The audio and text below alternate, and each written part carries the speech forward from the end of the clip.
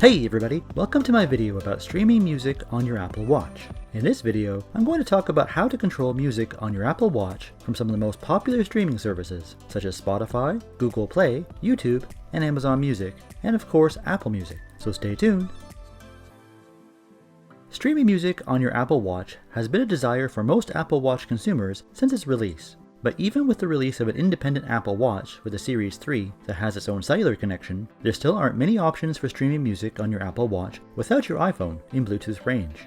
Spotify is one of the most popular streaming services next to Apple Music, and it just recently came out with its own Apple Watch app.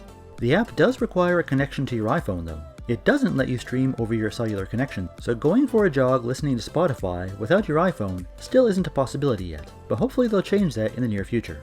The Spotify app is still useful and does add a level of convenience though. You'll find recently played albums and playlists. Further, you can play, pause, skip forward, and skip back with the app's playback controls. It also lets you adjust the volume similar to the Now Playing app. The app also has support for adding songs to your favorites, as well as changing output devices. There is also information about the currently playing playlist or album, but it only shows the first 2 or 3 songs, so it isn't overly useful. Spotify did go all out with their complications though.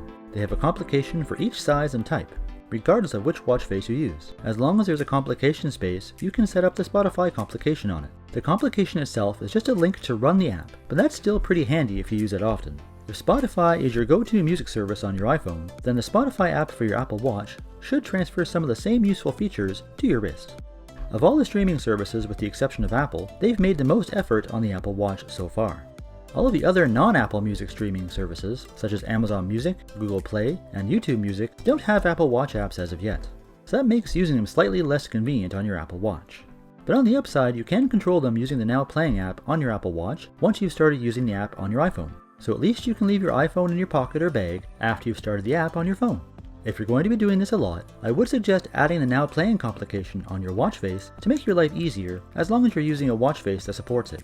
The Now Playing complication is only available as a large complication, so there are limitations when trying to add it to your watch face, as some watch faces don't have a slot for that type of complication.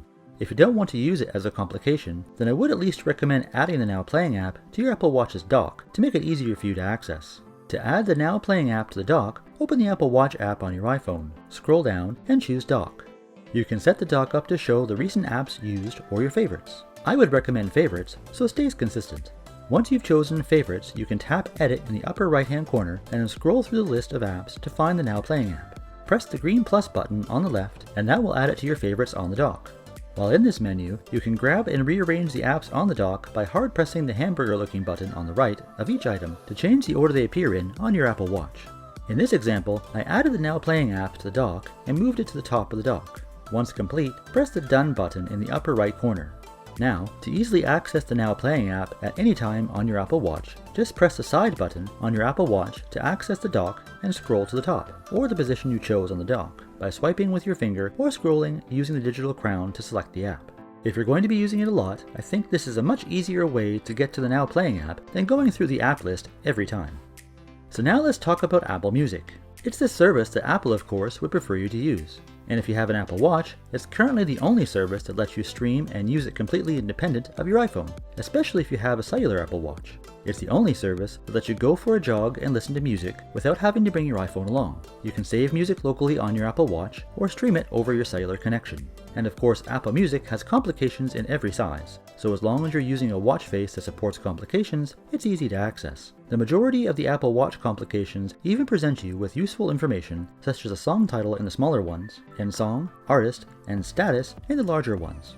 If you plan to be listening to music without your iPhone present often, then Apple Music seems to be the best choice for music on your wrist right now. With any luck, the others will catch up and eventually enhance or make an app for Apple Watch that doesn't require your iPhone to be in Bluetooth range anymore. If you enjoyed this video or found it helpful, feel free to give it a thumbs up. And while you're down there, don't forget to ring that bell and subscribe to the channel for more tech videos, including tech how-tos, every week. As always, thanks for watching, and we'll see you in the next one.